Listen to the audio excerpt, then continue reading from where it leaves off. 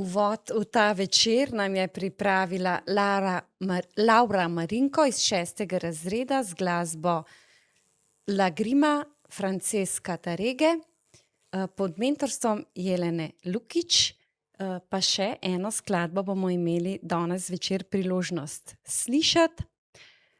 Torej, še enkrat lepo pozdravljeni na predvečer praznika svetega Jožefa. Tukaj v svetišču smo slišali, da se že začenjajo večernice. Sem zelo vesela, da ste prišli, predvolilni čas je.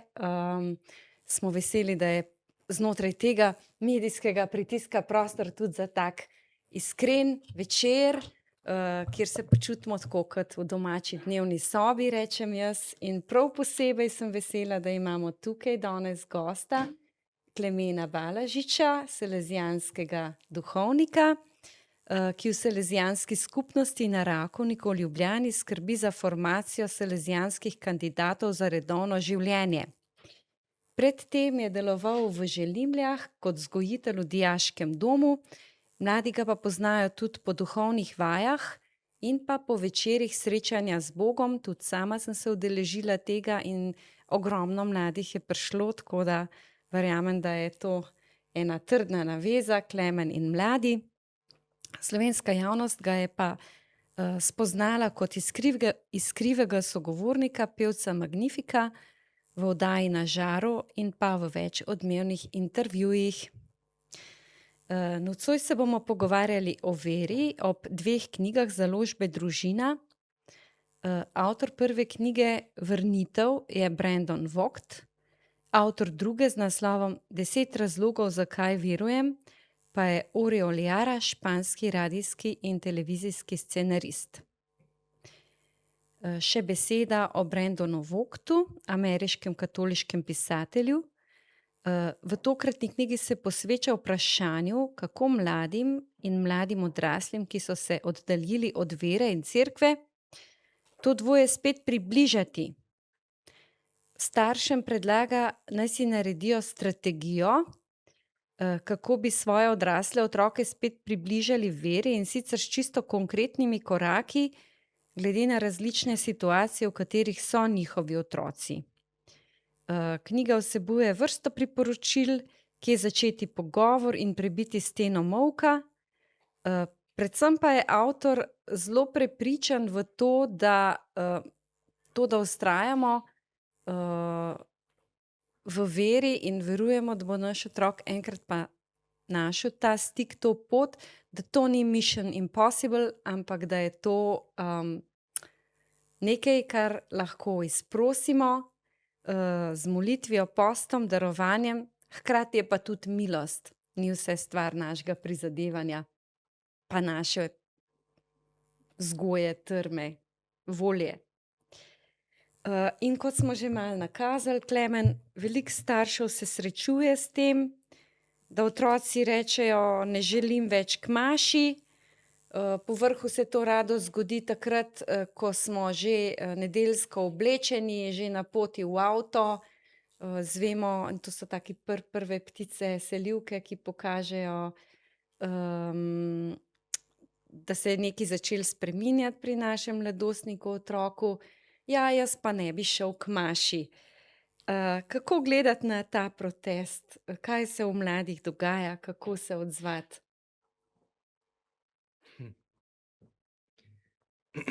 Vprašanje za $1000. Kaj se dogaja zdaj v mladih, a ne? Včasih je zelo težko ugotoviti. Drugače, tudi iz moje strani, dobro večer vsem. Kaj se dogaja v mladih, ko začnejo mogoče se upirati staršem, da nočejo k maši ali pa v cerkev. Več stvari mi tako prihaja na misel. Mogoče, če se staršem začnejo upirati, mogoče lahko to samo pomeni, da so se začeli otroci postavljati na svoje noge. Da mogoče začnejo v določenem času malo kljubovati svojim staršem, pa mogoče iščejo eno svojo vero, en svoj način verovanja.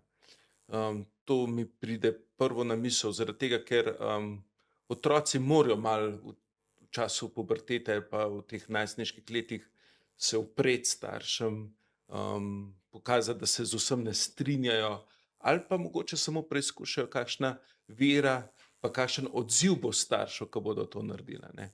Tako da je mogoče prva ta stvar. Druga stvar bi rekel za mlade, ko pomislim na mlade, je mogoče tudi za mlade danes zelo težko hoditi v cerkev, ker nekateri mladi pravijo, saj smo skoraj edini, ki hodimo v cerkev, a ne. Je ta družba je takšna, da mogoče danes ni tako moderno ali pa aktualno hoditi k maši in nekateri otroci rečejo, samo jaz pa mogoče še eden hodiva k verouku, hodiva k maši in se začnejo otroci spraševati, zakaj pa moram jaz hoditi, moji sovrstniki pa ne hodijo k maši. In je že tukaj za njih težava, ne. Tretja stvar, ki bi jo rekel, dobro, to nekaj so najstniška leta, se tiče odraščanja, druga, družba je takšna, tretja stvar, ki mi prihaja na misel, je pa mogoče tudi vprašanje, ki se ga lahko postavimo v cerkvi, a odgovarjamo na potrebe mladih, a ne. Včasih so tudi, če je zdaj problem maša, a ne, včasih so tudi maše take, mogoče, ki so za otroke, lahko bi rekli, čisto upravičeno dolgočasne, a ne, tako, kot sem že prej rekel, ni njihovih sovrstnikov pri maši, ali pa jih je zelo malo, potem pa tudi tako, mogoče so kakšne maše res, ne vem, kar se tiče nas duhovnikov, pridiga je lahko zelo dolgočasna, ali pa tudi, ne vem, so pesmi pa sodelovanje pri maši taki, da mladim ne ustrezajo in tako naprej, mogoče, ja. Veliko je takih enih dejavnikov, ki lahko pripeljejo mlade do tega, da rečejo, jaz pa ne bi šel k maši, a ne. Je pa težko ugotoviti, kateri so, a ne, tako. Jaz bi rekel staršem, da naj otroke vzamejo resno, no, da naj takrat ne rečejo, ja, pojdi k maši zaradi tega, ker mi hodimo, a ne, da se poskušajo res z otrokom pogovoriti, kaj pa te moti pri maši, kaj pa bi ti pričakoval in tako naprej, in poskušati odgovoriti mladim na tiste ugovore, ki jih imajo, tudi če se nam zdijo tisti trenutek neumni, ali pa, ja, mogoče celo, ja, neumni ali pa otročji ali pa kakršnikoli, da jih resno vzamemo, zaradi tega, ker so v določeni fazi ti mladi, ko se resno sprašujejo in se mi zdi, da mladi zelo cenijo, če so slišani, če jih nekdo vzame resno, jim prisluhne, poskuša najti na tiste njihove pomisleke tudi odgovor. Se mi zdi, da mladi to zelo cenijo. Je pa res, da mogoče mladi vedno ne kupijo tvojega razloga in se ne strinjajo vedno s tabo, ampak je pa vredno poskusiti. No. Tako bi rekel na prvo žogo. Torej, prisila, gremo, moraš z nami, to ni najboljši odgovor. Odvisno, koliko so stari zdaj ti otroci, ampak ko so nekako v nekih takih, bi rekel, zrelih najstniških letih, se mi zdi, da prisila ni najboljša stvar, kar se tiče vere pa maše. Lahko včasih gremo, se pogovorimo, včasih pa se mi zdi, da ni treba za vsako ceno vztrajati, ker vera konec koncev temelji na svobodi. Vera ni neka prisila, ne? Tudi Jezus Kristus, ki je hodil, ni silil ljudi, da morajo hoditi za njim, da morajo hoditi k verskim obredom in tako naprej, ampak je rekel, hodi za menoj, je bolj povabilo, ne? In se mi zdi, da morajo tudi otroci in mladi doživeti neko svobodo v tem, pa tudi neko povabilo, bolj kot prisilo. No? Moramo pa kot odrasli predvsem, da gre za zelo cenene izgovore ali pa je nekaj globljega v zadnje, ampak ki je otrok ali pa mladostnik star določena, ne vem, let, ko pride do določena leta, ga jaz ne bi za vsako ceno silil k maši. Ne. Smo pa verjetno različnih mnenj tukaj noter. Čist nedavno sem srečala eno gospo, ki mi je rekla, da je svojih hčeri, ki je zdaj stara 16, mogoče samo kot izkušnjo povem, rekla, da se ji zdi pomembno, da takrat, ko gre k maši, da gre zaradi sebe. Se pravi, da gre za to, da ima nek razlog, mislim, da gre za to, da bo tam zares po svoji odločitvi. Nekako tako. Pa me zanima, Klemen, kaj je maša? Kaj lahko, da rečem, kaj se zgodi pri maši? Kaj je razlog? Zakaj pejmo k maši? Kaj je skrivnost maše? Ja, tudi to je kar, to so težka vprašanja, dobro, ampak v redu. Najprej bi začel mogoče na to vprašanje z eno šalo. Neka mama je vprašala, oziroma nedeljo zjutraj je bilo, pa pride v sinovo sobo, pa reče, ajde gremo vstani, Maša je, vstani in tako naprej. Pusti me, še malo bom, še majčkeno počel. Čez 10 minut pride spet, vstani, pa zakaj moram iti k maši, zakaj moram hoditi v cerkev? Pa reče, danes se gre k maši zaradi tega, ker je nedelja, to je prvi razlog. Drugi razlog je pa zaradi tega, ker si škof v tvoji škofiji. Ja, zakaj to rečem? Zaradi tega, ker rad izhajam iz tega, da nam je mogoče iti k maši včasih vsakmu malo težko. Tudi duhovniku je mogoče težko iti včasih k maši, tudi odraslim, ne vem, vsakmu je včasih težko k maši. Zato ne vem, če bi se zmeri lahko pohujšvali, če otrokom ali pa mladostnikom ali pa nekomu ni prijetno ali pa najlažje. Ne? Po drugi strani se mi pa zdi, da včasih res premalo se vprašamo, kaj sploh je to sveta maša. Ne? Tako, jaz bi lahko o maši veliko govoril, ampak lahko začnem čisto na začetku te svete maše. Ne? Kaj je prvo dejanje, ko pridemo k sveti maši? Naredimo znamenje križa v imenu Očeta in Sina in Svetega Duha. In kaj s tem znamenjem naredimo? Vstopimo v skrivnost Svete Trojice. In jaz bi mlademu človeku rekel, ali pa tudi odraslemu človeku, vidiš, vstopaš v en prostor ljubezni. Ko vstopimo v Sveto Trojico, v imenu Očeta in Sina in Svetega, stopimo v prostor ljubezni. In tega prostora ni nikjer na tem svetu, takšnega, kot je prostor pri sveti maši. Prostor ljubezni, kaj to pomeni? To pomeni čisto konkretno to, da je prostor, kjer si sprejet takšen, kakršen si. K maši lahko prideš kakršen koli si. Ali si vesel, ali si žalosten, ali si vstal z enimi velikimi skrbmi, ali pa z nobenimi skrbmi, ampak ali si, lahko tudi rečemo, velik grešnik, si zavozil v življenju, ali ti gre v življenju zelo dobro. Kakršen koli si sprejet v prostor te ljubezni. To je prva stvar, ki bi jo rekel. Druga stvar, ki bi jo rekel, to je prostor, kjer se ti ni treba primerjati. Naprimer, mi se vedno znova primerjamo, sodelavci, z brati, sestrami, sosedi, ne vem, 1000 ljudi je, ali pa na Facebooku gledamo, ali pa na TikToku ljudi, ki so nam simpatični in razmišljamo, zakaj pa mi nismo takšni in tako naprej. To je prostor, kjer se ni treba naprimer primerjati.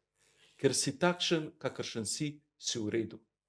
Ker te sprejema Bog, ki je tvoj stvarnik, Oče, te sprejema Jezus, njegov sin, ki te ljubi, ki te je odrešil, ki je dal zate življenje.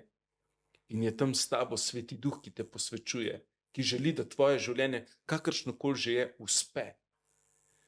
In to je ena taka stvar, ne. In stopimo v eno skupnost, v eno realno skupnost. Se mi zdi, da je danes že ena taka dobrina, ki jo dobimo pri maši ali pa v cerkvi, je skupnost. In tam je ena taka realna skupnost, kakršnakoli že je. Tam so starejši ljudje, so družine, so otroci in tako, ampak je realna skupnost. In prišel si nekam. Danes je mnogo danes, saj tako slišim, pa tako, danes je mnogo ljudi takih, ki nimajo nobene skupnosti. Nimajo prijateljev. Danes je en največjih problemov, saj tako pravijo, to je že sveta mati Terezija rekla, na Zahodu je največja težava osamljenost. In naprimer lahko v cerkvi pri maši dobiš eno skupnost, eno socialno mrežo ljudi, ki hodimo za Jezusom, ne. Tako, to bi bil tak uvod, a ne. Pol druga stvar, ki mene zelo nagovarja, nekoč sem prebral eno knjigo, kjer nek duhovnik nevernemu prijatelju razlaga, kaj je to krščanstvo. In vzame 4 besede iz dela maše, ko duhovnik posveti hostijo. In reče, vzemite, vzel je kruh, ga blagoslovil, razlomil in dal. To so Jezusove besede, s katero je tudi postavil sveto Evharistijo in jih tudi duhovniki pri maši ponavljamo, a ne. In ta duhovnik je nevernemu prijatelju razložil, kaj je to krščanstvo. In se mi zdi, da s temi 4 besedami tudi jaz lahko povem, kaj je maša. Maša najprej pomeni, da me je nekdo izbral, vzel v svoje roke, in to je Bog. Še preden sta me oče in mama videla, sem bil izbran od Boga. In vsaka sveta maša me na to spominja, da sem izbran, ljubljen Božji otrok. Druga stvar, blagoslovljen. V nas, ljudeh, počiva blagoslov. Blagoslov, ki ga je izrekel Bog, ko nas je ustvaril, vsakega človeka. Ampak ko živimo v takem svetu, v kakršnem živimo, kjer je polno zla, kjer je veliko nerazumevanja, kjer je veliko razbitih odnosov, sovraštva, nevoščljivosti in tako naprej, iščemo, kje je ta blagoslov. Kje je blagoslov? In se veliko ljudi danes sprašuje, a sem jaz blagoslovljen, a sem preklet? A je ta svet, v katerem živim, še kje kakšen blagoslov, a gre vse k vragu, ne? In sveta maša je prostor in možnost, kjer pridem spet v stik s tem blagoslovom, ki je v meni. Pa ne samo maša, tudi drugi ljudje me lahko spominjajo na ta blagoslov, ljudje, ki me imajo radi in tako naprej. Dobro, ampak ne bom začel. Potem dal, a ne dal. Sveta maša mene spominja, da sem izbran, blagoslovljen, in me spominja tudi na to, da sem povabljen, da se nekomu darujem. Človek ne pride na ta svet samo zase. Zato bi rekel, a ne, ko včasih rečejo ljudje, k maši grem samo, če mi paše, če se jaz tako počutim, da grem z namenom, a ne, tako, bi rekel ja, ampak ta razlog ni dosti močen, ni dosti trden, zaradi tega, ker ta naš jaz je zelo krhek in če samo zaradi sebe hodimo k maši, hitro lahko hitro obupamo oziroma hitro najdemo razlog, da ne gremo. Jaz dajem še en drug razlog. Poleg tega, da sem jaz pri maši zaradi sebe in tudi sem zaradi sebe in prej sem našteval samo razloge, zakaj bi prišel k maši, da sem zaradi sebe tam, bi ga zdaj še rekel, če sem kristjan, sem tam še zaradi nekoga. In tam sem zaradi Jezusa, ki je moj prijatelj. In če gremo skozi mašo, vidimo, da je en največjih momentov svete maše Jezusova daritev na križu. In Jezus, ko se daruje na križu, je zelo vesel, da ima ob sebi svoje prijatelje. Samo nekaj prijateljev je bilo v njegovem križu. Mama je bila, pa Janez, Jezusov učenec, pa Marija Magdalena, pa še ena sorodnica, pa stotnik, ena majhna peščica. In prepričan sem, da bo Jezus, ko nas bo srečal, če ne prej v nebesih, ko se bomo tako, vse tako se jaz predstavljam, lahko pogovarjali z obličja v obličje, bo rekel, stari, ful sem bil vesel, ko si bil z mano pod križem. Ko si bil v tistih težkih trenutkih, ko sem bil jaz zelo sam, z mano. Nič nisi govoril, nič nisi, ne vem, kaj zelo učenega povedal, ampak si bil pa z mano. In Jezus zelo, zelo ceni našo navzočnost. Tako da pri maši nismo samo zaradi sebe, ampak smo tudi zaradi Jezusa, ker je naš prijatelj. In četrta stvar, bi rekel, v tej Jezusovi daritvi, ko se takrat, ko duhovnik razlomi kruh, za nas sam Kristus lomi, bi rekel, da lahko v to Jezusovo razlomljenost položimo tudi našo svojo razlomljenost. Mojo razlomljenost. Vsak človek, ki je izvoljen, ki je blagoslovljen, ki ljubi, je tudi razlomljen. Nekaj v življenju ali pa več stvari ga razlomi. In kam mi lahko sploh položimo našo razlomljenost? Jaz mislim, da ni večje stvari, kot da jo položimo v Jezusovo razlomljenost. In se mi zdi, da tudi mladi, kaj težkega, če izhajamo iz mladih še vedno, kaj težkega doživijo, se mi zdi, da če jim povemo, da lahko to svojo razlomljenost, svojo težavo, svoje probleme položijo v to Jezusovo razlomljenost, je mogoče tudi lahko v tistem trenutku veliko pomeni. Je pa res, da mladi danes, če ne doživijo nič težkega, če jim je zmeri samo lušten, če jih zmeri samo zavijamo v vato, kar se tudi pravijo danes včasih dogaja, težko razumejo Jezusovo daritev. Težko razumejo, da je nekdo razlomljen. Težko razumejo, da je človek, da pride na ta svet ne samo zaradi sebe, ampak tudi zaradi drugih. Tako, maša je ena taka velika Jezusova zgodba, v katero lahko jaz vstopam z vsem tem, kar sem. In je res ena velika milost, da vsaj zame je ena taka milost, ko jaz doživljam mašo, da lahko vstopam v to mašo res, res s tem, kar sem, brez pretvarjanja, brez mask, brez strahu. In je res velika milost. Ja, ok. Mislim, da si nam to res čudovito razložil, da bo naslednja nedelja kar drugače utripala. Jaz bi se vrnila zdaj k enim izhodiščem iz knjige. Brandon Vogt pravi, da je 6 glavnih skupin oddaljenih od cerkve, in sicer, da so tukaj najprej kulturni kristjani, to so tisti, ki so to bolj po imenu oziroma ki pridejo v stik s cerkvijo mogoče za veliko noč in božič. Potem tisti, ki so do vere indiferentni, niso nasprotni, ampak jih pa preprosto ne zanima. Pol je tretja skupina, so ljudje, ki pravijo, da so duhovni, ne pa tudi versko opredeljeni. Potem četrta skupina, so ljudje, ki zaradi nekih moralnih zadržkov, čutijo razdaljo do cerkve oziroma čutijo, da njihovo življenje ni po, teh moralnih regelcih cerkvenih. Peta skupina so tisti, ki so menjali veroizpoved in so zdaj v nečem drugem. Šesta pa tisti, ki dvomijo, da Bog res obstaja. Zdaj pa če mogoče majčkeno, pogledava še katero od teh skupin, kaj bi rekli recimo lahko, tistim, ki,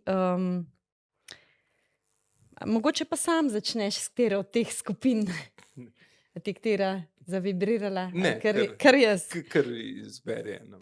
Prav, pol pa greva tukajle, ljudje, ki zaradi, moralnih zadržkov čutijo razdaljo do cerkve. To je pogosto tudi pri mladih, a ne, ke se odselijo, pa živijo skupaj pred poroko ali pa recimo, pri odraslih, nekateri so šli čez krizo, čez ločitev, pa so zdaj mogoče v nekih novih razmerjih, prej so bili cerkveno poročeni, zdaj se jim zdi, da ne spadajo več v cerkev. Ali pa tudi težko je slediti vsem normativom, ki jih ima cerkev na področju spolnosti ali pa še kje, pa povrh vsega, sami čutimo, da smo grešniki, a ne. Pa si rečeš, jaz sem pa tak, pa takole živim, saj jaz pa nisem za v cerkev, recimo. Kaj bi rekel? Lahko mi pol še podvprašanja postavljaš, ampak prva misel ob vsem tem je, se mi zdi, da je papež Frančišek to zelo pogosto naslavljal in tudi zdajle sem že slišal Leona 14., ki je zadnjo nedeljo, sem ravno radio poslušal, pa sem slišal to misel. Te nedelje sem videl, da je Leon 14. po Rimu obiskoval razne župnije, ker je on tudi rimski škof, a ne, in je svoje vernike obiskoval in oba sta, že papež Frančišek zelo in tudi Leon 14. zdaj vidim, da oba dva zelo poudarjata, da je vsak človek v cerkvi dobrodošel. Vsak človek je dobrodošel v cerkvi. Kaj zdaj to pomeni? To pomeni, ja, da je vsak človek, ne vem, če bom znal dobro razložiti, ampak vsak človek je več kot njegova dejanja. Vsak človek je Božje bitje. Mi krščeni postanemo tudi Božji otroci, ampak vsak človek je Božje bitje. In prav zaradi tega ima vsak človek tudi mesto v cerkvi. In prav zdaj, če so bile izpostavljene te moralne dileme, ne, in tako naprej, pa tudi moralni potem včasih vzroki, zaradi katerih se ljudje ne počutijo dobro v cerkvi, ali pa si mislijo, da so kot neki gobavci. Gobavci so bili v času Jezusa tisti, katerih se je bilo treba izogibati, ker so bili nečisti, a ne. Tako se tudi danes nekateri ljudje počutijo v cerkvi, zaradi tega, ker nosijo neke rane greha ali pa stranpoti, ali pa se jim je tudi v življenju kaj zalomilo, tudi ne po njihovi krivdi in tako naprej. Tako da se mi zdi, da je to zelo pomembno, no, da dajemo v cerkvi en tak občutek, da je vsak človek vreden, cenjen, ne zaradi tega, kar dela, ampak zaradi tega, ker je. To je eno tako, po moje, prvo izhodišče. Potem pa se mi zdi, da večina ljudi je tudi nekaj pripravljenih v življenju narediti zase, pa tudi zato, da bi v življenju napredovali.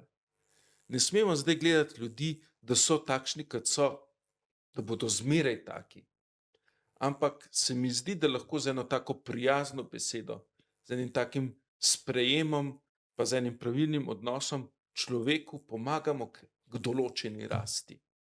Ravno včeraj sta prišla k meni na pogovor dva, mož in žena, civilno sta poročena, ne pa cerkveno, za drugega otroka, če ga krstim, a ne. Pa sem rekel, bom, a ne. Sem pa rekel tudi lepo, sem rekel, a ne, če se ne motim, pa vidva še nista cerkveno poročena, a ne. Sta rekla, ne, ampak imava namen, a ne. Sem rekel, ja, kaj pa vaju oddaljuje od tega cilja, a ne, tako, imate kakšne težave, vam lahko kaj pomagam, a ne. In smo se pogovorili, a ne. Jaz bom naslednjo soboto krstil otroka, onadva bosta pa naslednjo soboto mi povedala datum, kdaj se bomo poročili. Oziroma se bosta onadva poročila, ker sta imela namen, ampak ni šlo skozi.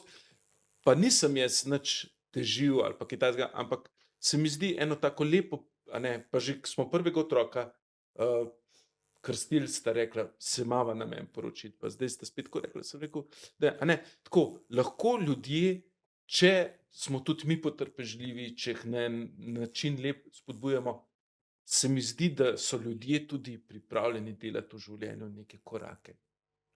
Če pa smo že na začetku, še preden navežemo stik z ljudmi, prepričani, saj tukaj ne bo nič, pa res ne bo nič, a ne.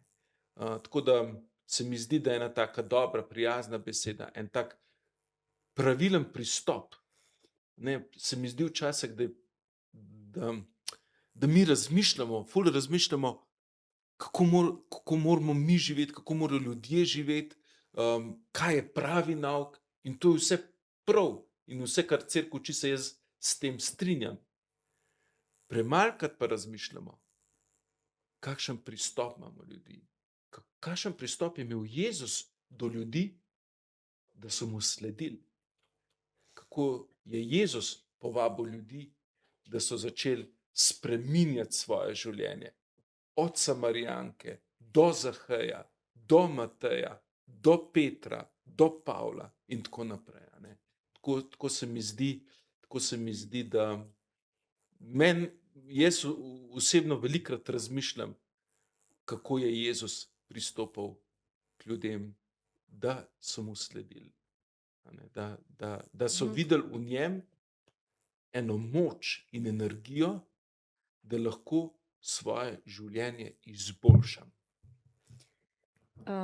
Všeč mi je ta poudarek, ko praviš, da če si v cerkvi, to tudi na nek način pomeni, da hočeš rast, da hočeš korakati, da hočeš iti naprej, ne? Ker ponavadi smo že kar rutinerji, pa niti si tega ne ozavestimo, ne? A ne, tudi tako rečem, kolikokrat je Peter padel, zdajle, ne, ker razmišljam, kolikokrat je Peter padel, dokler časa je lahko rekel, ja, saj veš, Jezus, rad te imam. Ga je izdal, ne izdal, zatajil ga je, ne. Izdal ga je Juda, Peter ga je potem zatajil, a ne. Pa kolikokrat, enkrat mu je celo rekel, poberi se, Satan, to mu je Jezus rekel, ne razmišljaš, kar je Božje, ampak kar je človeško. Koliko padcev je imel Peter? Dokler časa je rekel, lej, Gospod, pripravljen sem zate dati življenje, ne. Mi pa mislimo, da mora nek kristjan že na začetku biti takšen, kakor pridemo do konca, tudi jaz nisem popoln, ampak upam, da se bom do smrti še malo zboljšal, no. A ne, ja, tako. In na tem smo vsi, po mojem, no. Je pa res, da so nekateri v kakšnem stanju, ki je potem za cerkev malo težje, moraš biti malo bolj ustvarjalen Recimo, ja. hočeš reči, da so nekateri položaji, v katerih so ljudje, nekatere situacije, v katerih je malo bolj zakomplicirano. Ja, je. Naprimer, ena velika skupina ljudi, s katerimi se mi duhovniki srečujemo, so naprimer ljudje, ki so bili ločeni, pa so potem na novo poročeni civilno, ker se cerkveno ne morejo in tako naprej, a ne. Ti ljudje, naprimer, so v drugačnem položaju zaradi tega, ker naprimer že ena taka stvar, ki je za njih, naprimer, onemogočena, je prejem obhajila, recimo, a ne. In takim ljudem, naprimer, jaz kot duhovnik, ki se obračajo name, svetujem, bodite v navezovanju stika, odnosa z Gospodom ustvarjalni. Torej, če trenutno ne moreš pristopati k obhajilu, se zavedaj, da to ni edina pot, s katero se lahko hraniš. Naprimer, zame je zelo lepa in močna zgodba Paskal, ki je bil vernik, ki je bil tudi ne vem, kaj je v življenju prišlo, ampak cerkev mu je v določenem trenutku prepovedala, da bi prihajal ob obhajilu. In kaj je on naredil? Na svoj dom je sprejel bolnika in zanj skrbel, mu stregel. Ker je prebral v Svetem pismu, karkoli ste storili enemu izmed teh mojih najmanjših bratov, ste meni storili. In on je bil prepričan, da ima v svoji hiši Jezusa in je bil tesno povezan z njim. Torej je obšel neko pravilo, ki ga ima cerkev, in cerkev ima to pravilo z namenom, ampak ga je obšel in se ni začel sam sebi smiliti in ni začel govoriti, saj zdaj pa moje življenje zaprto, ampak je najdel pot. Naprimer, imel sem letos, si tudi omenjala, to srečanje z Bogom, smo zelo obdelovali ta dogodek, ko Jezus naredi čudež, ko se ga dotakne žena, ki je 18 let krvavela. Ta žena se ni smela nobenega dotikati in tudi ni smela biti med ljudmi, ker je krvavela in je bila zaradi tega, ker kri je zelo povezano s čistostjo, nečistostjo za Izraelce in je bila za njih nečista. Ampak je kršila pravilo.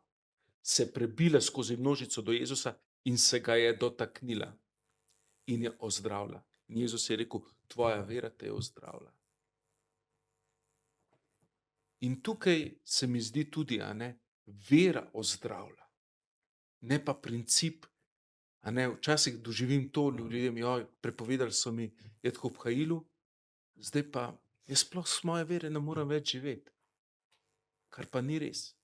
Je bila enkrat ena punca, ki se je hotela pripravljati na krst in je šla v svojo lastno župnijo in je župnik rekel, je rekla, če lahko jo pripravi na krst.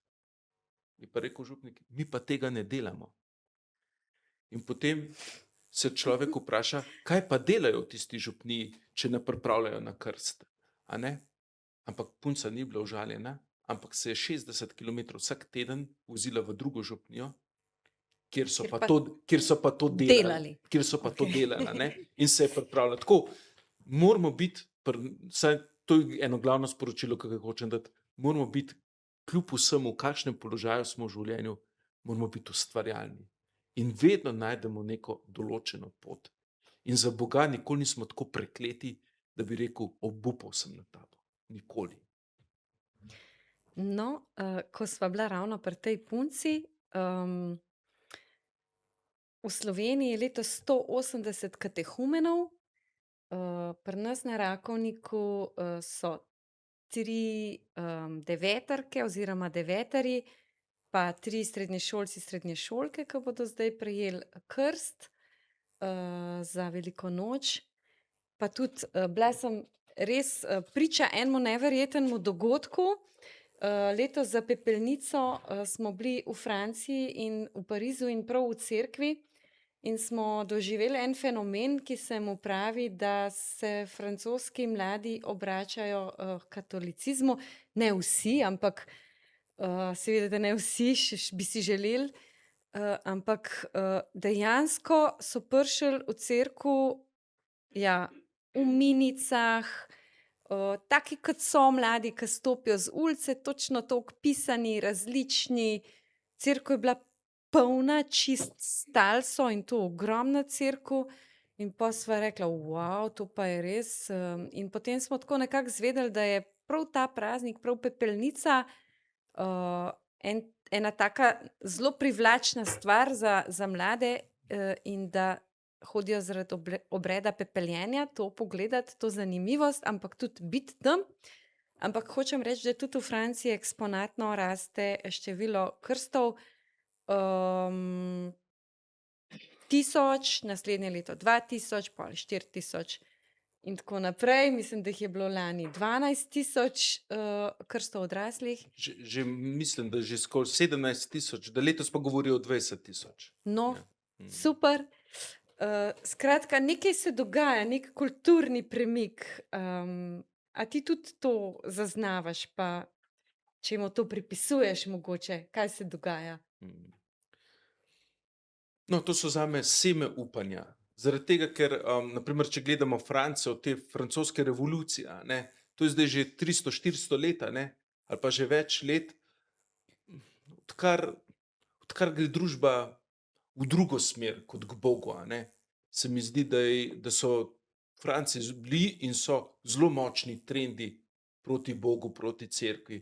Pol pred 10 leti so jih zelo tudi prizadele te afere, spolne afere, naprimer tudi v Franciji in tako naprej.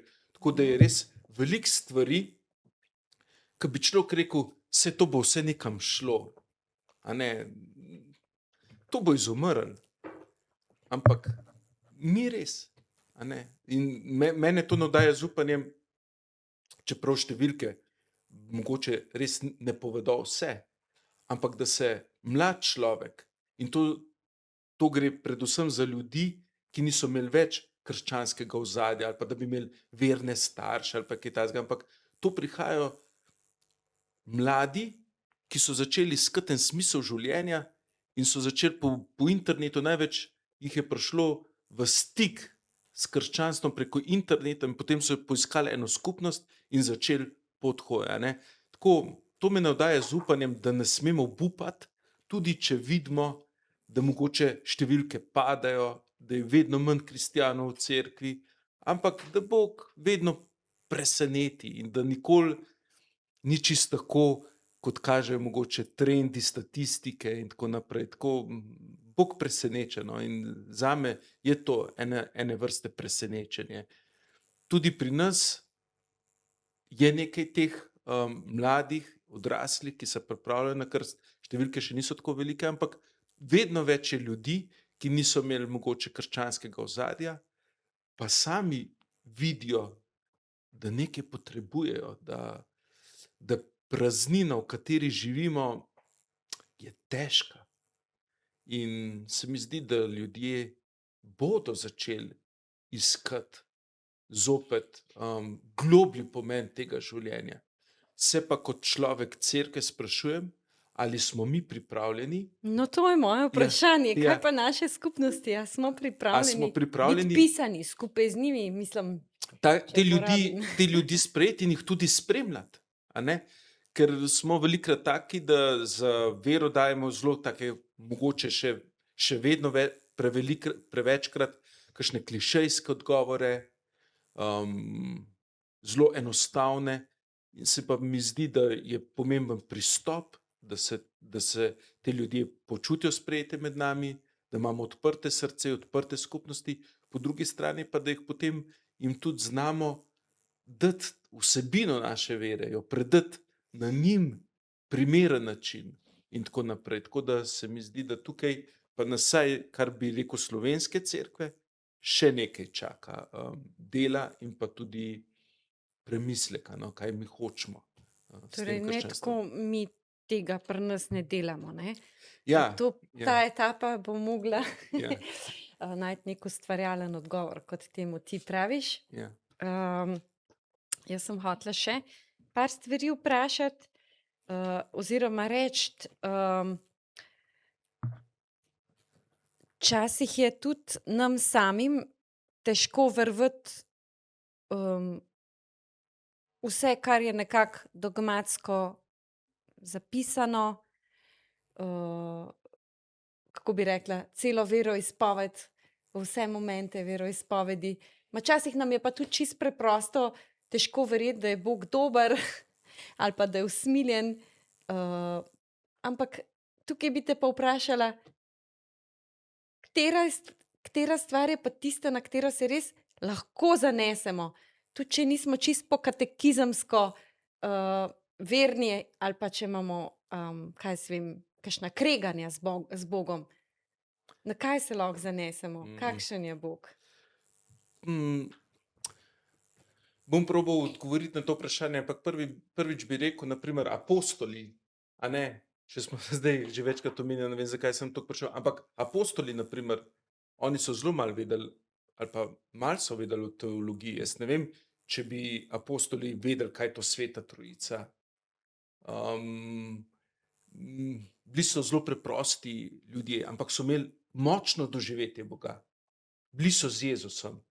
Tudi Samarijanka, naprimer, to srečanje s Samarijanko je fenomenalno, danes se tudi tako pogovarjamo. Ne? Samarijanka je bila tudi ena tako ranjeno bitje, žena, ki je iskala ljubezen, ki jo ni našla, ampak ko je najdla Jezusa, ko se je z njim pogovarjala, jo je on fasciniral, a ne? In je rekla, pojdite pogledat tega moža, mogoče pa on ta Mesija.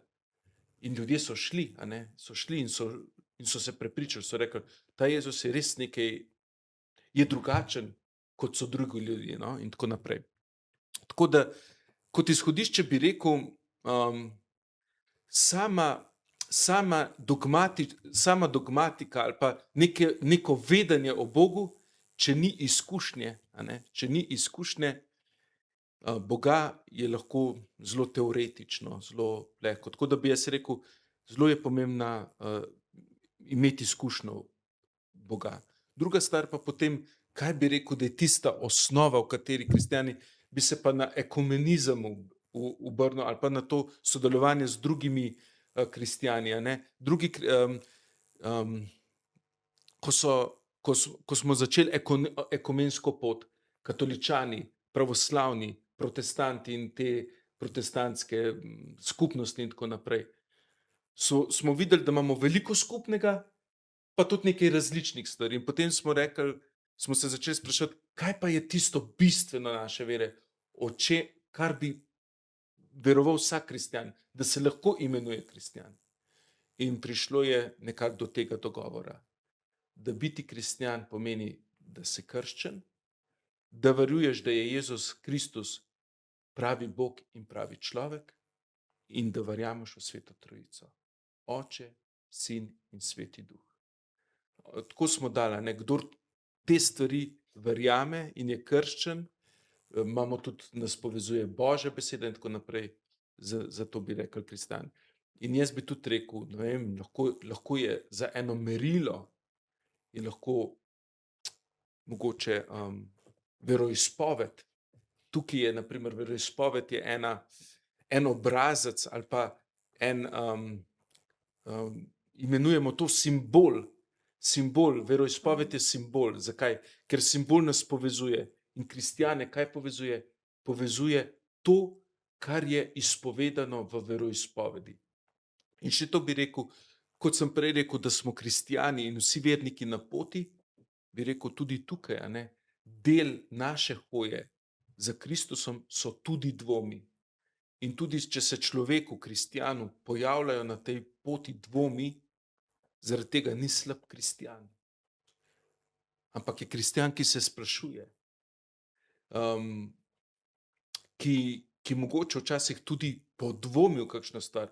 Zdajle mi prihaja na misel, na primer, evharistični čudeži. Kdaj so se evharistični čudeži dogajali? Ko so duhovniki začeli dvom v evharistijo, da je Jezus resnično navzoč v evharistiji. In takrat se je Jezus naredil ta čudež, da se je hostija ali pa vino spremenilo v pravo telo, meso ali pa v pravo kri. In spol se jaz rečem, če duhovniki podvomijo v to, potem ima po mojem vsak kristjan včasih tudi pravico podvomiti. In tudi Tomaž, apostol Tomaž je bil dvomljivec. In ena misel pravi, sveti Tomaž nam je dal več kot vsi drugi apostoli, ker je podvomil Kristusa in je potem naredil to svojo pot dvoma. In se marsikateri kristjan lahko tudi z njim poistoveti. Tako da dvomi, nerazumevanje so stalni spremljevalci vere. Po mojem. Plus naša povprečnost, raztresenost, velike stvari, zaradi katerih bi se lahko počutili, da ne spadamo, da ne spadamo v, ne vem, med, kaj jaz vem. Ko sva se pripravila na ta pogovor, si rekel, da včasih res veliko delamo na videz, ne, dajemo na videz v smislu polakirani navzven in da ko v cerkev pridemo, da moramo biti pošterkani, v smislu vse je z nami nekako v redu, družina je poštimana, v službi smo prizadevni, Kaj tazga, ne? Včasih, Ja, kristjani imamo kar ene take podobe, kakšni bi mogli biti, a ne. ko bi In bil en predpis, družina z toliko otroki itd., ne? ja, velikokrat imamo ene podobe, kakšni bi mogli biti, a ne. In potem kristjani velikokrat zelo trpijo, to tudi doživljam pri spovedi, ker ne morejo biti takšni, a ne. Ker ugotavljajo v življenju, jaz ne morem biti takšen, a ne. In ti ideali so včasih lahko tudi zelo nevarni. So lahko, jaz sem delal diplomsko nalogo z ene teme, ampak to misel sem se zapomnil. Ideali so kakor zvezde, ki nam svetijo v temi, ampak po njih pa ne moremo hoditi. Torej, jih ne dosegamo tako, da bi po njih hodili, ampak so pa pomembni ideali, da nam lahko svetijo skozi življenje, ko gremo, a ne. In ideali so pomembni, ampak kristjani pa se včasih zelo težko soočamo s tem, da jih ne dosegamo, ker imamo nekje eno percepcijo, da moramo biti idealni. In zato mi je tako všeč Sveto pismo, ki ne špara z napakami ljudmi. Od Mojzesa, enega je ubil, Davida, prešuštnik, Salomon, malikovalec, Peter, Juda, Pavel, preganjalec, a ne, ne špara z napakami ljudmi, pa so bili eni najbolj zvestih božjih služabnikov, pričevalcev, prerokov in tako naprej, ampak ne špara z njihovimi napakami, ne. To se pravi, da je In tudi mi smo lahko takšni, kot so, kar sem že prej rekel, s kakršnimi tako. In kaj se pol zgodi? In to nas pa tepe pol velikokrat v cerkvi, se začnemo nadajati popolno podobo in jo ne dosegamo in potem se začnemo pretvarjati. In ko ljudje vidijo, da smo se začeli pretvarjati, ker zasledujemo eno popolno in idealno podobo, to je pa potem boleče za ljudi. In tukaj noter so bile pol te afere, pa vse druge stvari, a ne. škandali, spolni in ostalo. Pa finančni, pa vse taki, pa niso vezani samo na duhovnike, pa ne na škofe, na vse ljudi, ker smo vsi ljudje. Ampak hočem samo reči, potem nas pa boli, a ne. In se mi zdi, da je veliko boljše izhodišče tako, ne. Glih včeraj sem enemu fantu rekel, ne. Sem rekel, bo to, kar si, ne pretvarjaj se in izbi si iz glave, da moraš vedno delovati popoln. Prav čudim se, koliko so danes mladi s tem obremenjeni. Z eno popolno podobo, z eno podobo, od katere ne smejo odstopati. In to je za mladega človeka res veliko breme.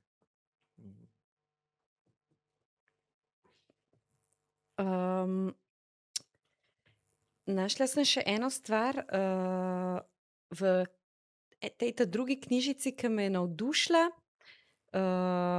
10 razlogov, zakaj verujem. In sicer malo nagovarja to, da se vera in razum izključujeta, v smislu vera, ki je nedokazljiva, neotipljiva, boljše se je zanašati na to, kar je vidno in preverljivo. Čeprav se mi zdi, da se je to obdobje že počasi izteka, mi je bil vseeno všeč ena prispodoba, da če sredi gozda najdeš en sam svinčnik, a verjameš, da je to naravni produkt, ki je nastal z evolucijo in z naključjem, da je to primerljivo s tem, kar si mi rečemo, da je človek nastal kot neko naključje, kot nek slučaj narave. Tukaj sem te hotela majčkeno vprašati, a ti srečuješ ljudi, ki imajo res težavo s tem, da bi verjeli, zato ker jim to razum preprečuje, ker se jim zdi, da so to neke bajke, da je to premalo otipljivo, to, kar verujemo. Ja, jaz imam ravno obratno izkušnjo. Jaz mislim, da cerkev bo počasi postala, je pa že postala zagovornica razuma.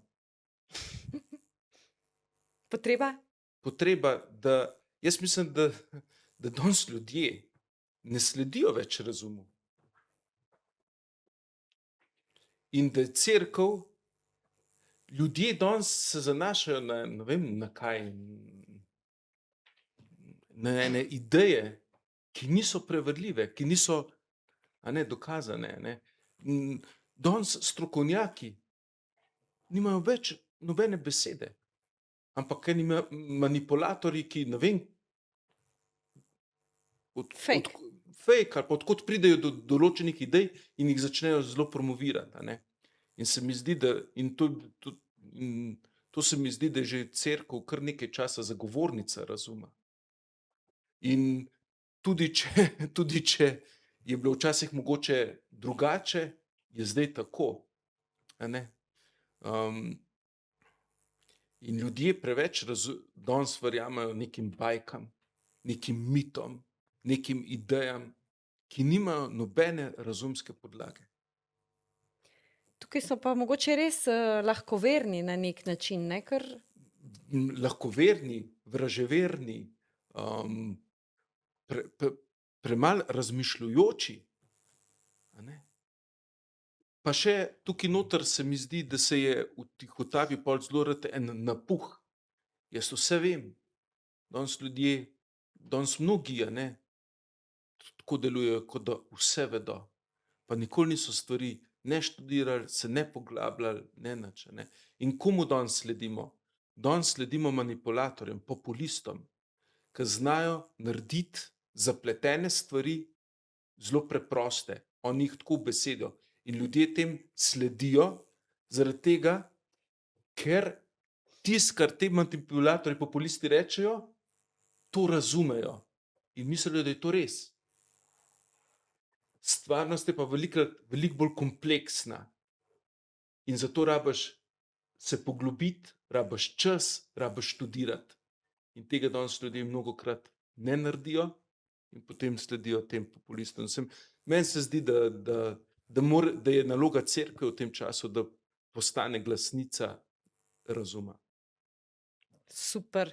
Si izpeljal tole. A, v redu. Mislim, da je zelo v redu tole. Dobro, hvala. Ja, preden da predamo vprašanje cenjeni publiki, imam pa še eno bolj osebno vprašanje. Klemen, zate, kakšna je pa tvoja pot vere? Kako si ti zrastel v vere? Kako si ti prišel do osebne vere? In kako recimo mogoče, najbrž je drugačna pri 15, kot pri, ne bom omenjala let, sedaj. Ja. Drugače moja osebna vera, se mi zdi, da ste spoznali mojo vero že po tem, kar sem pripovedoval, a ne, po teh odgovorih, kakšna je moja vera. Začela se je pa tako, kot sem prej pripovedoval o skupnosti, a ne, Maša kot ena skupnost. In se mi zdi, da meni osebno je bila na začetku zelo pomembna ta skupnost. Že v župniji sem se, na primer, drugače prihajam iz Gorenjske, Šenčurja, sem se v župniji počutil zelo sprejetega. Zelo, Kot otrok. Kot otrok. Sem bil ministrant in kot otrok sem doživljal cerkev kot eno skupnost. Tako, in s tem se je začel.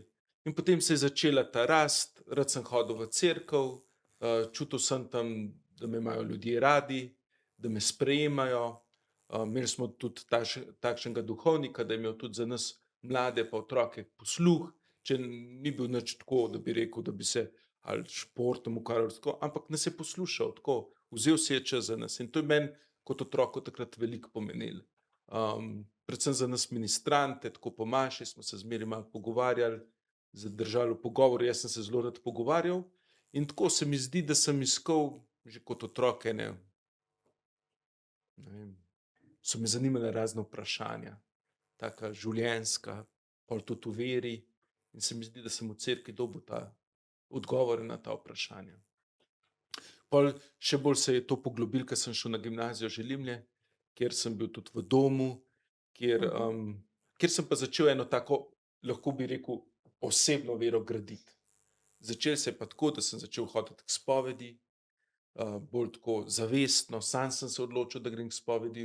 pri verouku je bilo tako, da smo tako, in pri spovedi se je pa začelo tako dogajati, da sem začel razmišljati, kakšna je moja vera, kaj želim s to vero in tako naprej. Tako da sem izredno hvaležen, da sem potem 15 let delal v isti ustanovi s temi najstniki, ker sem tudi sam videl, koliko so ta leta odraščanja, puberteta, to se pravi srednješolska leta, res pomembna, zato da se človek postavi na ene svoje lastne noge. In koliko so mi v tem času tudi drugi ljudje pomagali tudi pri rasti moje vere, tako da tudi jaz zdaj lažje spremljam druge mlade na tej poti zorenja, odkrivanja vere in tako naprej. Tako da se mi zdi, da je bila ta skupnost zelo pomembna. Potem sem pa stopil v redovno skupnost, sem imel na začetku zelo tako, mogoče tudi idealistično vero, eno tako lepo vero, imel sem občutek, da imam trdno vero, ampak pa so se pa začeli dvomi, tudi kaj v življenju se je zalomil, tako da ni šlo vse tako gladko in ravno. In to so bili pa eni taki zelo, zelo lepi trenutki, ko sem lahko poglabljal vero, ko sem lahko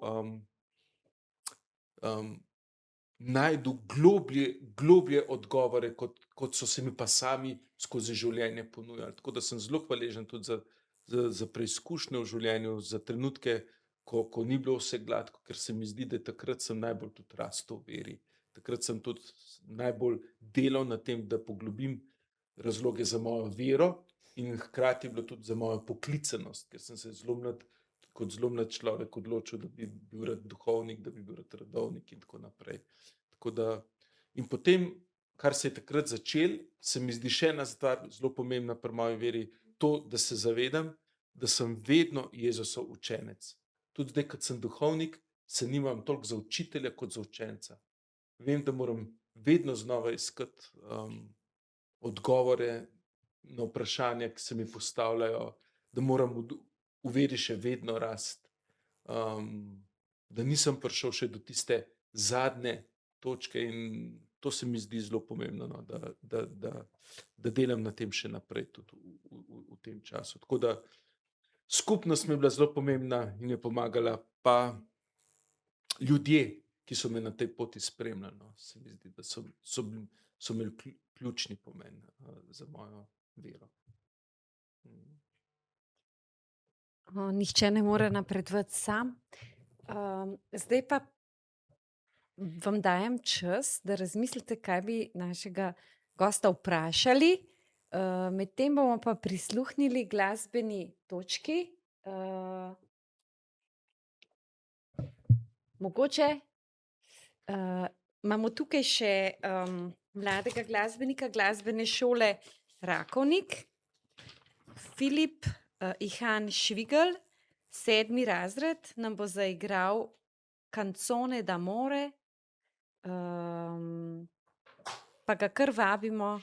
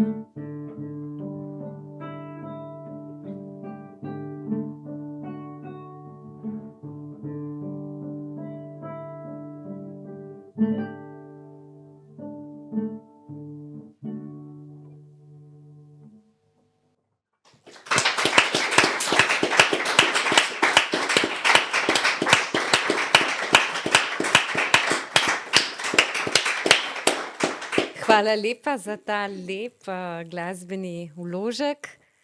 Zdaj pa res vaše vprašanja. Zagotovo se vam je kakšno razmišljanje porodilo, ko ste tole poslušali.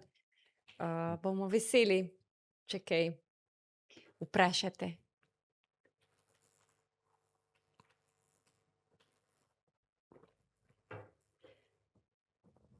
Bom jaz začela za ogrevanje, a ne, da vam malo olajšam.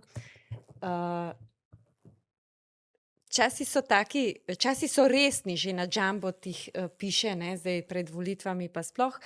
Časi so resni, nevarnost jedrskega spopada, vojna v Iraku, vojna v Ukrajini, 27 drugih vojn, ekološke spremembe, podnebne spremembe, kako bi se rekli, umetna inteligenca na pohodu in druge. Kakšna pomoč, kaj nam vera tukaj lahko pomaga v pogledu na prihodnost? To bi bilo moje vprašanje.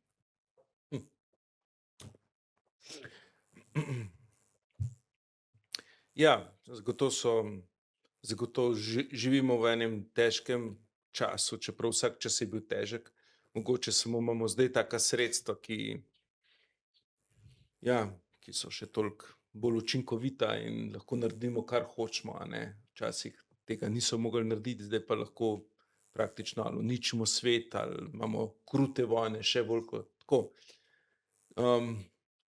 Ne vem, kaj bi tukaj rekel. Rekel bi, da vera lahko pomaga v tem smislu, da prvič da vemo, da ni lahko, drugič pa, da tudi živimo v tem zaupanju v Boga. A ne, tudi kljub temu, da je vse tako grozen, na tem svetu nismo sami. Je nek tudi božji načrt, tudi Bog je močnejši od vse človeške neumnosti. Jaz ne vem, a ne. In kdor ima Boga, ne, pač sej, jaz si rečem, ne vem, mogoče me lahko popravite, ampak sej, če bodo vse v luft vrgli, a ne, z jedrsko energijo pa z orožjem, pač jaz bom šel k Bogu, kaj naj naredim? Jaz se do tistega trenutka bom poskušal živeti pa čim bolj lepo življenje, kakor ga lahko živim, ne bom pa v strahu, ker jaz vem, da če bo šlo vse v lut, bom samo k Bogu odletel, nikamor drugam. Tako da me ni tako strah, a ne, da da bi zdaj iz strahu živel. Upam pa, da to ni naivnost, a ne, ali pa ena neumnost, da sej, če je človek, a ne, malo naiven, pa reče, sej vse gleda, kako je. Ni vse gleda, kako je, ampak da bi bil pa pretiran strah, pa ni. Jaz vem, da sem v božjih rokah. Tukaj na zemlji, v zemlji in na nebu. Tako da Prizemljenost. več ko biti me ne morejo. Tako, je pa zagotovo, ne, vse moramo pa narediti in k temu smo poklicani, da smo odgovorni, Don Bosco je rekel, dobri kristjani in pošteni državljani. A ne, to pravi, to je pomeni, imamo, tako kot je Don Bosco tudi rekel, srce v nebesih ali pa na nebu, z nogami smo pa trdno na tleh. Torej nismo eni sanjači, ampak na tem svetu smo poklicani, da to družbo, ta svet, v katerem smo, poskušamo narediti čim boljši, čim lepši, čim dostojnejši in vse te stvari. Ampak konec koncev, zadnjo besedo ima pa Bog. A ne, in v tem upanju živimo, ne, v tem upanju živimo. To Ja. optimistično, Upajoče. upajoče. Ja. Ne vem Uh, pa. Ja, če je kakšen tak. pa še kakšno vprašanje? Maša. Maša. Ja, prej smo govorili o mladih poznavanih ljudeh, ki se počutijo, da moralno ne živijo in potem se počutijo pokradene in spadajo sem zato, ker niso dobro dobri. Meni se pa zdi, da je mogoče druga plat tega, se pravi, da oni se ne strinjajo s cerkveno moralo, ampak se pač jim ne zdi nič narobe s tem, kar oni delajo, ne? Mhm. In kako bi pa mi lahko k tem ljudem pristopili kot cerkev? Mhm. Ja, k tem ljudem bi lahko pristopili kot cerkev, kot kristjani, na ta način, kakor se mi zdi, da je tudi Jezus pristopal. Z enim, z enim spoštovanjem. Se mi zdi, da je temelj vsega, kar lahko naredimo pa spremenimo v življenju, je odnos. In se mi zdi, taka je pa zdaj moja izkušnja zadnjih let, vedno bolj, ko sem tako odkrivam, da so vsaka, in to je tudi Leon 14. rekel zdaj za postni čas, vsaka sprememba se začne s poslušanjem. Jaz imam veliko izkušnjo to, da je treba danes ljudi ogromno najprej poslušati. In ko vidijo ljudje, da so slišani, potem pa jim lahko začneš, jim lahko tudi kakšno stvar poveš. S tem, da bi rekel, da mi kristjani drugih, naš namen ni spreobračati, če se kakšen spreobrne, je v redu, ampak mogoče bi rekel za izhodišče bolj širiti obzorje. A ne ljudje, ki danes s kakšno stvarjo, mogoče ali se ne strinjajo, kakorkoli, mogoče jim povedati ali pa pokazati, zakaj je nekaj, v kar mi verjamemo, da je dober v resnici. A ne. Širiti obzorje in v tem upati, da bo mogoče kdo spoznal, da je to res. Da je to resnično dobro tudi zanjega ali pa zanjo in tako naprej. In potem začne to pot. Ampak se mi zdi, da danes ni več tistega, kakor je bilo mogoče včasih, masovnega, ne vem, da bi se ljudje masovno ali spreobrnili ali začeli gledati tako, kot mi gledamo na življenje pa na ljudi in tako naprej, ampak gre odnos, zaupanje, pogovor. In potem, če pride do tega, da nekdo spremeni življenje, je super. Če pa ne, pa tudi tukaj zaupamo, da ima pač Bog. Pa še to bi rekel, res za vsakega človeka tudi vidim, so različni trenutki, ko pride do enega ključnega preobrata lahko v njihovem življenju. A ne? In mi točno ne vemo, kdaj je ta čas.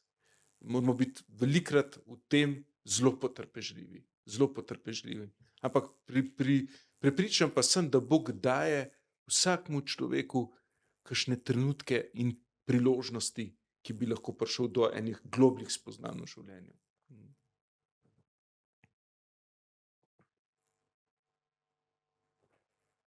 Če kakšno vprašanje? Prosim. Kristjanci ste specializirani za otroke in za mladino, a ne? Kaj bi priporočili nekomu, ki je v knjigi aktiven ali kot katehet, kot animator, čim je danes najbolj učinkovit pritegniti otroke, mladino? Ali je to s tem, da se približujemo njihovemu svetu, da s kitarami opremimo bogoslužja, da ne vem, s filmi razlagamo Jezusovo življenje, ali bolj postajati nekemu jedrtemu sporočilu, kaj ti bi rekel. Ja, mogoče se danes kar malo ponavljam, pa se bom mogoče še. Ampak lahko bi to Saro pa Jureta vprašali, onedva sta bila, ne vem, za Jureta vem, da je bil ta vikend, ampak imajo duhovne vaje v Želimnah, a ne, pa sta animatorja, oba dva, pa potem bi njiju lahko vprašali, kaj je zdaj, kako oni gledajo na to, kaj pritegne te otroke, da mogoče živijo ali vero v enem takem veselju in tako naprej. Zdaj, če smo specialisti za mlade, Don Bosco je velikokrat rekel, ni dovolj, da imate mlade radi, ampak mladi morajo videti, da jih imate vi radi. In ko bodo oni videli, da jih imate radi, boste osvojili njihova srca. In ko boste osvojili njihova srca, ko se bo vzpostavilo zaupanje, vi lahko pri mlademu človeku zelo veliko dosežete.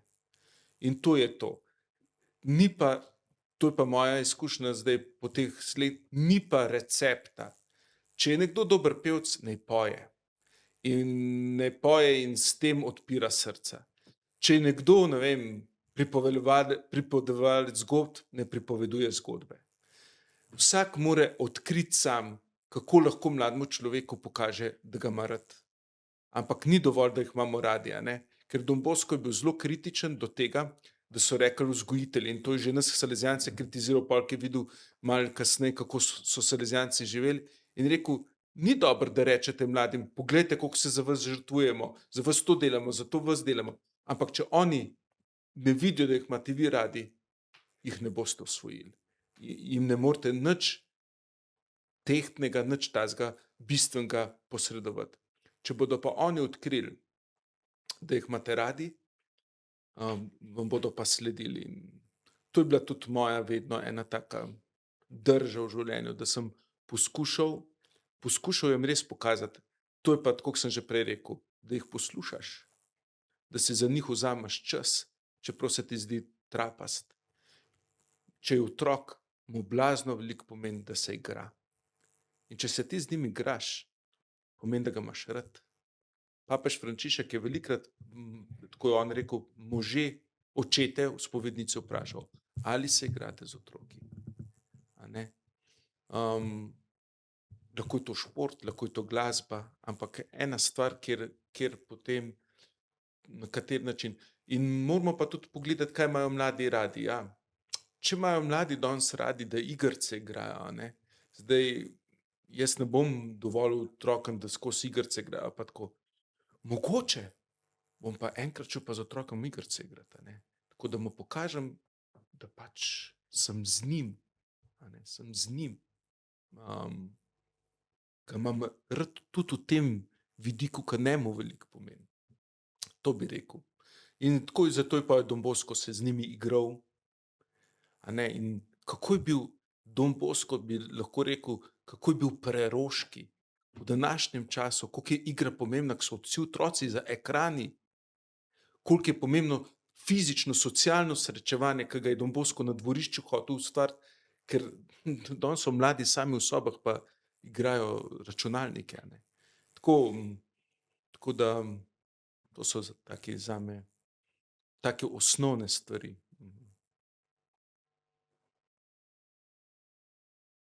Mogoče še kakšno vprašanje? Jaz ne bi imela vprašanja, v bistvu je bolj spodbuda. Ravno pretekli vikend je bila hčerka prvič na življenju na Dvojni vajah. In je me pomirila na tak način, pa da še da zdaj ta nekaj tudi. Pa mogoče samo, čeprav mi smo Salesijanska župnija, jaz vedela od drugih punc, oziroma od drugih, ki hodijo, ampak mogoče še način razširiti glas o teh duhovnih vajah, ki mi živijo tako zelo en velik dar za naše otroke. Ja, takoj se zapolnijo termini, tako da ne delamo preveč po mojem reklam, zaradi tega, ker je takoj zapolnjena, ne. To bi lahko en duhovnik sam delal, ampak tudi jaz sem 8 let vodil duhovne vaje v Želimljah, cel teden samo pouk, pa otroke v domu, ne, mlade v domu, pol čez vikend pa duhovne vaje, pa spet cel teden. Jaz sem bil užet, po 8 letih me kar malo pobrala, ne, ker so se včasih kar meseci vlekli, ko ni bilo enega dneva prostega ali pa tako. Jure je bil tukaj, on je pa hodil tako, je prišel in rekel, Klemen, grem lahko vsak teden na duhovne vaje. In meni je bilo težko reči, ne, pridi, ampak isti program, ki je bil prejšnji teden, ni problema, samo da so tukaj in zdaj je zvest animator in tako naprej. Ja, hvala Bogu, to je lepo, a ne, tako, tukaj pri teh duhovnih vajah jaz vidim dobro, udeleženci imajo ful stvari, ampak kar sem pol jaz zdaj, ko za nazaj gledam, tudi animatorji so čudoviti apostoli, a ne. Animatorji včasih strah, a pa bom jaz znal pravilno povedati vse stvari, ki mi bodo otroci v skupini glede vere, a ne, ker so tudi oni še iščejo in včasih negotovi. Pa sem rekel, jaz sem jim zmeraj govoril, ne skrbi za to. Pričuj s svojim življenjem. Če kdaj kakšne stvari ne veš, reči, pač ne vem, lahko vprašate Klemena ali kaj takega, ampak boste veseli pričevalci te vere. In so bili res, in mladi otroci so bili navdušeni in zame so bili ti animatorji res dragoceni. Ne. Tako, mladi apostoli. Tako.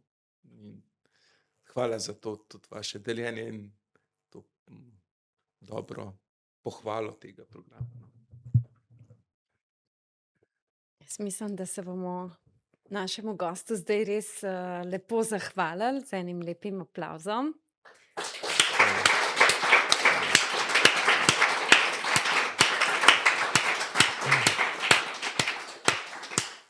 Hvala za ta aplavz, hvala za vaš čas, da se vam je zdelo vredno priti poslušati. Smo navdušeni, Klemen. Zadaj je Bernarda, ki ima danes na voljo te dve knjigi, o katerih smo govorili. Prvi naslov je Vrnitev, druga je pa tako res drobno, kratko pričevanje, je pa bolj osebno izpovedna, je pa 10 razlogov, zakaj verujem, po prijazni ceni. Tako da hvala, da ste prišli. Naslednjič se vidimo. To pa vprašanje za našo organizatorko.